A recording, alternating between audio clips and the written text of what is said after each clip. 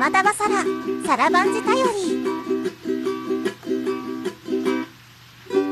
春が過ぎるとやってくる夏の手前の季節の恵み。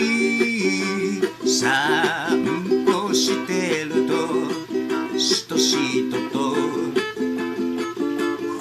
ってきたけど、それもいい。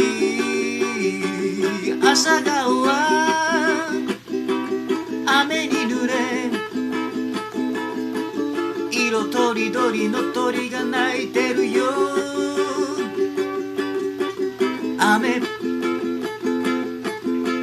雨雨、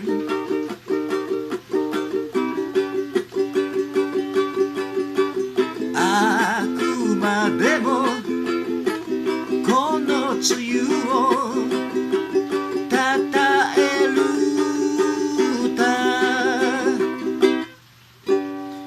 虫が笑えるわけがないと誰が決めたか。水気の季節、虫の知らせと言うけれど、この時ばかりは良い知らせ。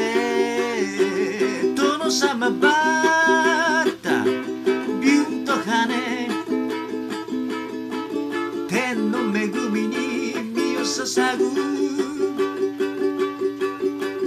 雨雨雨、